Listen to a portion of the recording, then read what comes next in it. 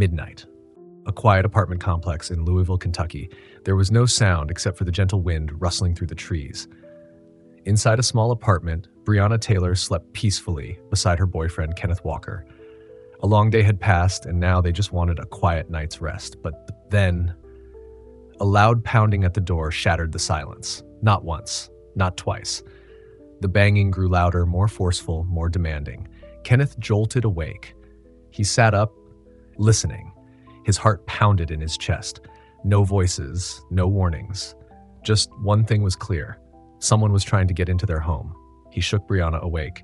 She looked at him groggily, confused. The banging continued, but outside that door, men were waiting.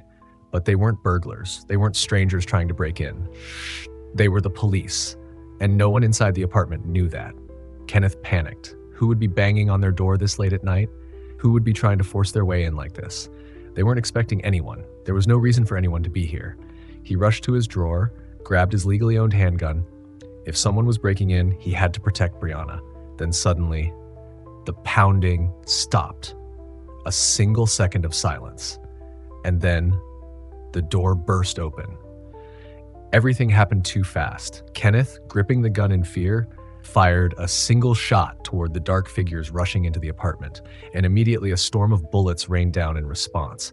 Flashes of gunfire, deafening explosions ripping through the small apartment, bullets tearing through walls, furniture, the very air itself. Within seconds, 32 shots were fired. Kenneth dove to the ground trying to find cover. The gunfire didn't stop. And then, suddenly, silence. Kenneth lifted his head, trembling. His eyes searched frantically, and then he saw her. Breonna lay still. A pool of blood seeped through her nightgown, spreading across the floor. 6 bullets had torn through her body. Kenneth crawled to her side, screaming her name. No response. He shook her, tears streaming down his face. But Breonna did not move. She was gone. Just minutes ago, they had been asleep in bed, and now his world had completely fallen apart. The door to their home blown open. Bullet holes everywhere. And Breonna, the woman he loved, the 26-year-old with dreams and a future, was now just a lifeless body on the floor. Kenneth sat in shock. He didn't understand what had just happened. Then suddenly, police officers stormed in, grabbed him, and put him in handcuffs. As they dragged him out of the apartment, he screamed in anguish, "Breonna's been shot! You killed her!" No one answered. Hours later, Kenneth sat in an interrogation room. He was questioned. They asked why he had fired his gun. They asked why he had shot at police officers. But no one asked why they had killed Breonna Taylor. And then the truth started to unfold. The police claimed they were executing a no-knock warrant, a raid where they did not have to announce themselves. They said Breonna Taylor was connected to a drug operation. But after searching the entire apartment, they found nothing. No drugs, no money, no evidence. Breonna Taylor was innocent. And yet, the police walked away that night, leaving behind nothing but a dead body on the floor. The next morning, America woke up, and when they heard the story, one question echoed across the nation. How could a black woman be shot to death in her own home with no warning, no reason, and no justice? Breonna Taylor's death was not just a tragedy. It was a question about justice, about human rights, about police power. Why did police fire over 30 bullets into an apartment? Why wasn't anyone charged with her murder? And why did Breonna Taylor never receive the justice she deserved? That night, as the gunfire faded, as the smell of smoke lingered in the air, Breonna Taylor was already gone. But instead of rushing to save her, the police handcuffed Kenneth Walker, dragged him out of the apartment, and treated him like a criminal. They didn't check Breonna's pulse. They didn't call for an ambulance right away. They just stood there, guns drawn, pointing at a man who had just lost the woman he loved. And then the questions began. Why did the police raid Breonna's home? Why didn't they announce themselves before breaking in? And most importantly, why did an innocent woman die in an investigation she had nothing to do with? Everything started with a search warrant. The Louisville police were investigating Jamarcus Glover, a convicted felon suspected of dealing drugs. They believed Glover had been using Breonna Taylor's address to receive packages of narcotics. Breonna had once been in a relationship with Glover, but they had broken up months earlier. There was no evidence that she was still involved with him. But the police didn't care. They requested a special warrant, a no-knock warrant, meaning they could enter her home without warning. This warrant gave them the legal right to storm into Breonna's apartment in the middle of the night while she was sleeping. But here's the cruel irony. Just hours before the raid, the police changed their plan. They decided not to use the no-knock warrant. Instead, they claimed they would knock and announce themselves. They said they did, but multiple neighbors, including Kenneth Walker, swore they never heard any announcement. All they heard was a loud bang and then the door being smashed open. All they knew was that a young woman had been shot dead in her own home. One shot, 32 bullets. Kenneth Walker testified that he had no idea the men outside were police officers. All he saw was the door being kicked open in the middle of the night. He did what anyone would do in that situation. He tried to protect himself and Breonna. He fired a single warning shot, aiming at the leg. But the police didn't fire back just once. They unleashed a storm of bullets.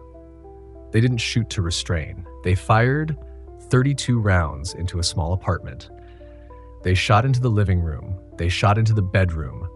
And 6 bullets struck Breonna Taylor. She wasn't holding a weapon. She didn't attack anyone. She was just standing there, terrified. And then suddenly, she collapsed. When the raid was over, the police searched the entire apartment. They looked for evidence of drug trafficking. They searched for anything that could justify what had just happened, but they found nothing. No drugs, no suspicious cash, no evidence linking Breonna Taylor to any criminal activity. She was completely innocent, but she was dead. A wave of questions, but no answers. If Breonna was innocent, why did she die? If the police weren't using a no-knock warrant, why did they storm in as if they were hunting a dangerous fugitive? And if this was truly an accident, why was no officer charged with murder? In the days that followed, Breonna Taylor's family demanded the truth. They wanted to know why their daughter was killed. But instead of getting answers, the police tried to cover it up. They delayed releasing information. They refused to provide a detailed report on the raid. And the most disturbing part, they didn't wear body cameras. The very thing that could have proven whether they were in the wrong simply didn't exist. No footage, no evidence, just a black woman dead on her floor, and the police calling it a mistake. But was it really just a mistake, or was it another injustice hidden in the shadows? When news of Breonna Taylor's death spread, the public was outraged. People started asking questions. Why was an innocent EMT shot dead in her own home? Why did the police fire 32 rounds, yet no one was charged with murder? And most importantly, if Breonna Taylor had been a white woman, would this have ended the same way? Thousands took to the streets, holding up signs. Say her name, Breonna Taylor. Justice for Breonna. No justice, no peace. But in the midst of public outrage, the justice system took a different course. The Louisville police took over 2 months to launch an official investigation. They reviewed the search warrant. They interrogated the officers involved in the raid. But when the final report was released, the public was stunned. In the Louisville police's internal report, the section describing Breonna Taylor's injuries was left blank. Worse, they even marked that there were no injuries. In the raid, a woman was shot 6 times, and they said no one was hurt. At that moment, people realized what was happening. The police were trying to cover it up. But instead of silencing the public, it only fueled their anger. Protests spread across the country. People demanded charges against the officers. They wanted a fair trial. They wanted justice for Breonna Taylor. But the real question remained: does justice truly exist? In September 2020, after months of investigation, prosecutor Daniel Cameron held a press conference to announce the grand jury's decision. Everyone held their breath. Would the officers be charged with murder? Would anyone be held accountable for Breonna Taylor's death? And then the verdict was announced. Not a single officer was charged with killing Breonna Taylor. No one. Not the officer who fired the fatal shot. Not the person who signed the wrongful raid warrant. Not anyone among those who fired 32 rounds into a small apartment. They were all cleared, except for one person, Brett Hankison, one of the officers involved in the raid. But he wasn't charged for killing Breonna Taylor. He was only convicted of wanton endangerment because some of his bullets went into the walls of a neighboring apartment. Yes, you heard that right.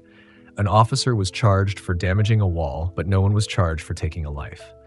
As soon as the verdict was announced, outrage erupted across America. People took to the streets, shouting, "You charged a wall, but not the killers? Is justice not for black people? Breonna Taylor deserves better." Once again, the justice system had proven that a black woman's life was not valued. Breonna Taylor was shot to death inside her own home. Police fired recklessly, found nothing, and in the end, no one was held accountable. Is this justice, or is this just another example of the injustice black people face every day? But the story didn't end there. Breonna Taylor's family refused to give up. They sued the Louisville police, they took the case to civil court, and in the end, they won a small victory. But was it truly justice? On September 15, 2020, the city of Louisville announced a settlement. Breonna Taylor's family would receive $12 million in compensation. It was the largest settlement the city had ever paid in a civil lawsuit involving the police. But could $12 million bring back the life of an innocent woman? Could money replace justice? Breonna's family didn't want money. They wanted the officers to be held accountable.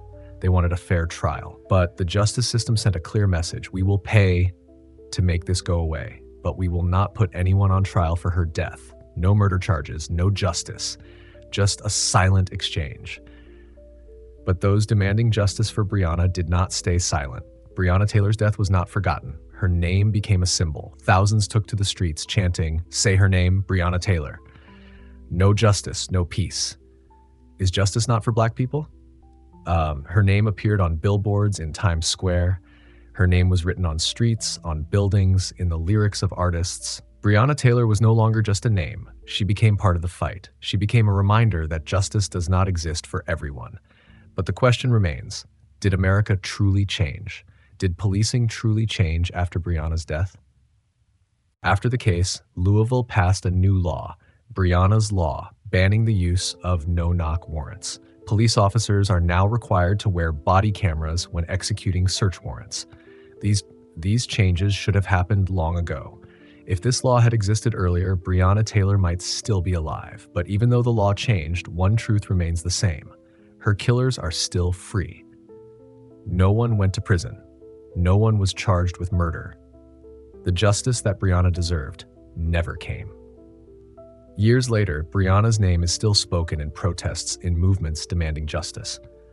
Her death changed the way Americans see police violence, racial injustice, and human rights. But is that change enough? Will there ever be a day when people like Breonna Taylor no longer have to die in silence?